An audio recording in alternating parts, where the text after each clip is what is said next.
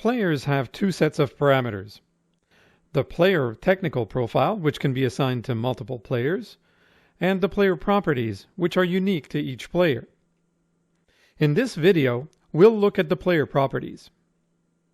To begin, double-click the player's name to open the Player Properties window. This is where you manage each player's individual settings. Players are delivered with a generic name that you can overwrite. You can enter a name related to the player's location or one that describes its purpose. To rename a player, click the field at the top of the Properties window and type in a new name. You enter information about the player under the General tab. When you activate a player, the status checkbox is selected by default. You can deactivate the player by deselecting this box. Deactivated players show a gray status, and while they're in this state, they won't receive any updates or send back any logs. You may want to temporarily disable a player when you perform hardware maintenance or if you need to disconnect a device and don't want to receive multiple alerts. The company name is filled in by default using the information from your Navori extranet account. This information can't be edited by the user. The rest of the general fields are optional. However, we recommend filling out some information like the location of the player or a local contact's phone number so you can reach someone on site for equipment servicing. We'll skip the location-specific content and tag sections for now, as these are topics that will be covered in another video. Click the right arrow to move on to the next page. On the left, you'll find the technical profile settings. Once activated, each player uses a default profile that contains a standard set of parameters. However, administrators can also create custom profiles which you can select using the pull-down list. The technical profile may include a display on-off schedule depending on your QL server version, either cloud or on-premise. By default, QL Server Cloud doesn't set any display on-off schedule. The displays will remain on all the time unless you click the Override Display Control option and then enter an on and off event for each day that you want to schedule. If you don't want your displays turned on during the weekend, don't program any event after Friday evening.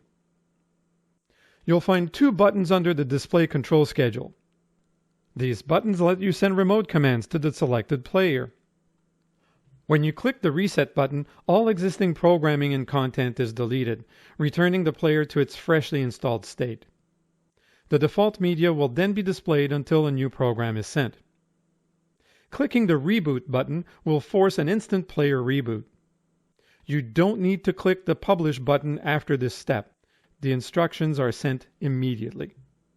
We'll skip the variable feature as this will be covered in another video. The Playback Resolution section displays the device's screen resolution detected by QL Player.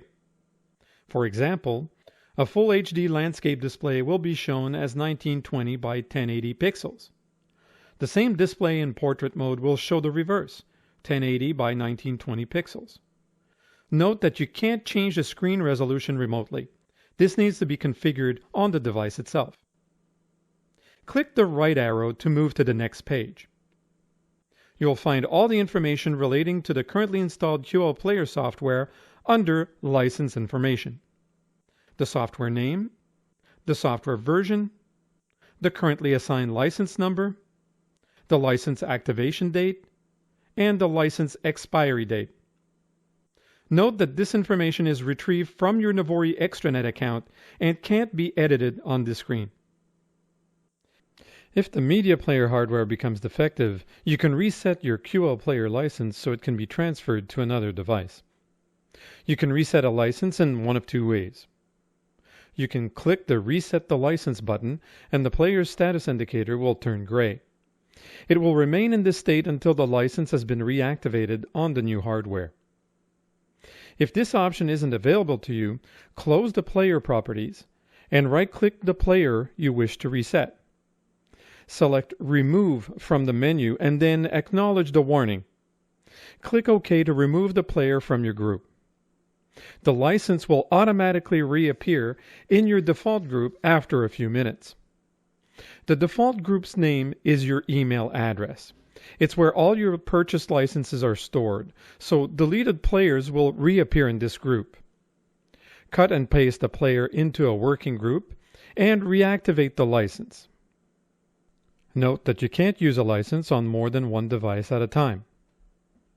Let's go back to the third page of the player properties. The add-on table lists the QL player modules that are available. Activated modules are indicated by a check mark.